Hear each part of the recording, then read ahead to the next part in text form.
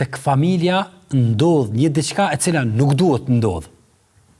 Ajo është normalizimi i gjunaheve. Normalizimi i gjunaheve.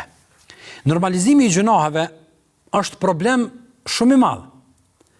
Është problem në cilën besimtari nuk guxon ta lejoj veten e tij e as familjen e tij.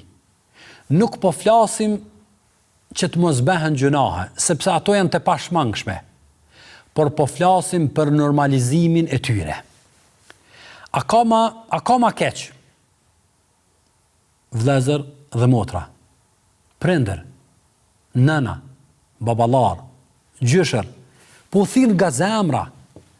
A ka ma keq se sa kjo gjendje dhe situatë në cilën po kalojnë familjet tona, ka ardhur deri në pikën ku zhveshja ma nuk përmbën problem në familje.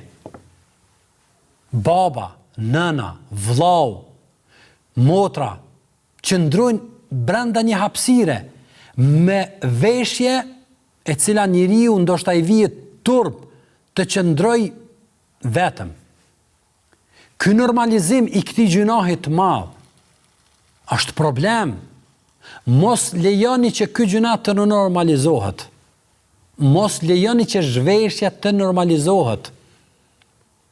Mos lejoni që të normalizohet imoraliteti. Të ri, të reja, nxënës, studentët, udhtojnë së bashku, dalin së bashku, pa asnjë kriter, pa asnjë mbikëqyrje, pa asnjë paradodite. Më tregonte një vëlla, një besimtar, i cili ka kaluar një periudhë të caktuar të jetës së tij. Dhe ka dashur Allahu subhanahu wa taala e ka udhëzuar. Dhe tash një pjesë nga shoqëria e tij e vjetër kanë mbet ende në të kaluarën. Kanë mbet ende në pjesën e mos shijimit të begatisë së udhëzimit. Dhe ata thot, më tregonin se si fëmijët e tyre po shëtisin. Edhe ju thash, thot, ky djalosh, ju thash, po ju e dini se çka bojnë ata? Rodhen kratë. Andaj mos lejo të normalizohet imoraliteti, sepse e krejt kjo fushat e madhe, e eger, e paraqitjeve, të zhveshjes, të këngëve, të thirrjeve, të filmave, e tëra e ka një qëllim. Ajo është normalizimi i gjunahit dhe normalizimi i moralitetit, e madje shpeshherë ky moralitet emërtohet me emra të caktuar. Dashuri, parti, ku po dione, me emra të caktuar, në të cilat nuk fshet asgjë tjetër pos kjo.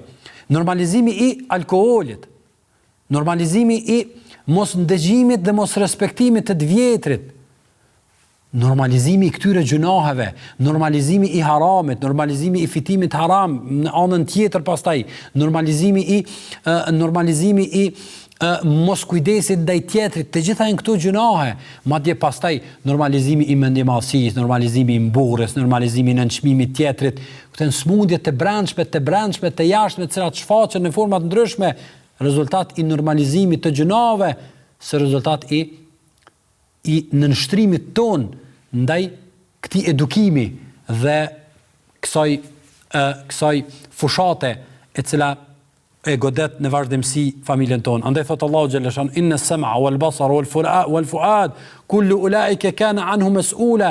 Çdo pamje, çdo shikim, çdo ndëgjim, çdo hap, çdo ecje, çdo prekje, çdo gjë. Madje edhe brendsinë e tij çka ka njeriu, kullu ulaika kana anhu mas'ula. Për të gjitha këto, njeriu është përgjegjës para Allahut subhanahu wa ta'ala.